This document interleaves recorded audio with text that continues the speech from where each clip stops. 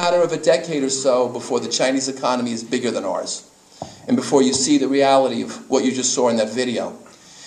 They are building, and again, they are an authoritarian dictatorship, so in a regime, a semi-communist regime, but they are moving very rapidly towards capitalism.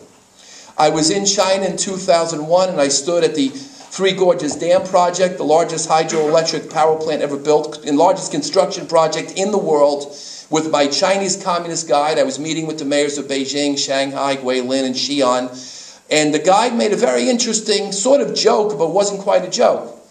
He said, you know, when we finish this dam, there'll be a day that we'll be able to sell electricity to America.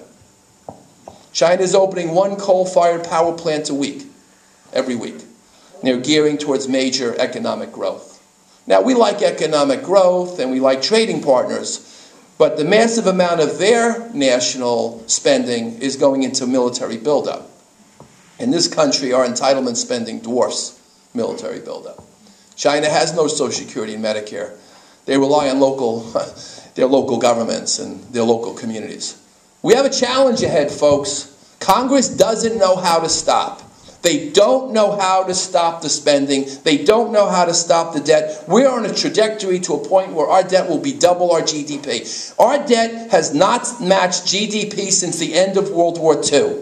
It took 2 world wars back-to-back and a depression to grow our debt to equal our gross domestic product. We drove that down to less than a third only 25 years ago. Now we're back to that level of massive debt without a war, without a major catastrophe. How much longer are we going to let this go? How much longer are we going to keep our heads in the sand and let government do this to our country into our future? I'm not going to let it happen.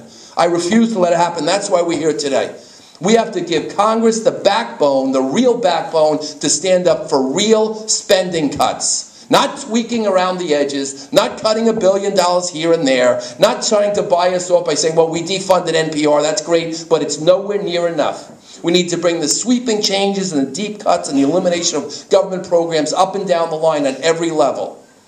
Or 10 years from now, or maybe less, that video you watch will be a real reality.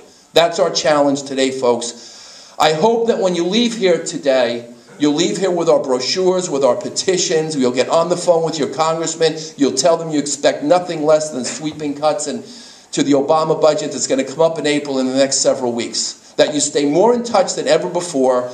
You know, it's kind of great to see that so many people know what a CR is, a continuing resolution. If you told me 2 years ago people would be talking about continuing resolutions at the local bar, I would have been amazed. That's a great thing.